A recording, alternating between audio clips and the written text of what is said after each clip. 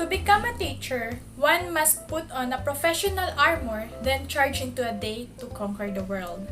Teacher must lay learning objectives on a daily basis while delicately balancing students' self-esteem on the steed of knowledge. Teachers are heroes and we're not afraid to admit it. But sometimes they give in to pressure of how hard teaching really is and sometimes tempted to give up. Here are the issues and challenges faced by the teachers when teaching English. But before we continue our video, don't forget to hit the like button and subscribe to our channel. This is your Abigail. Let's continue to watch. Let's not pretend.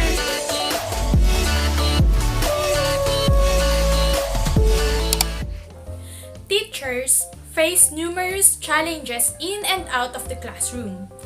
Core among them is the limited classroom language opportunity for the learners to practice the language. Mostly in a multilingual countries like Philippines, the learners' only opportunity to practice the English language is limited.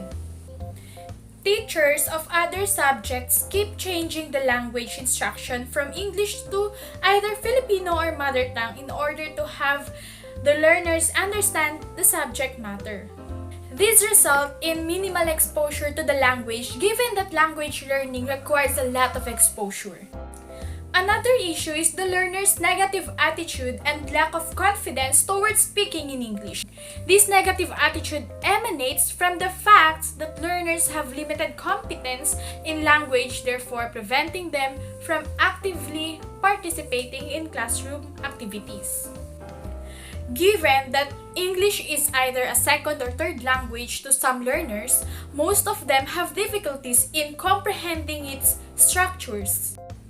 A more recent research conducted by TELA 2010 reveals that English lessons have minimal learner participation because learners do not have necessary competence which was not developed during their formative years. This minimal learner participation can be linked to the learner's negative attitude toward the subject, which eventually leads to significant levels of underperformance or lack of confidence in the English language. Like in the Philippines, it consists of thousands of public schools, and all of these witnesses an influx of learners every year, thus increasing the class size. The challenges of handling large classes compounded by the acute shortage of teachers put a strain on the teacher's ability to provide quality language work to the learners because the teacher-learner ratio is not proportional. There is also limited access to resources attributed to the large enrollments. Key among them are textbook. Therefore, in a constrained textbook environment, it is difficult for a teacher to implement effective practices, especially since pupils heavily rely on the textbook. Other related constrained resources included overcrowded buildings, noisy and unsafe environment, poorly ventilated classrooms, water and sanitation facilities which are neither supportive to the learner nor the teachers, thus impeding effective teaching. Well, there's no job on earth that doesn't come with problems, and teaching English is no different. But by being aware of the challenges and issues that stem specifically from teaching English and preparing for their appearance with timely and creative ideas, a teacher can minimize the impacts of these challenges and issues.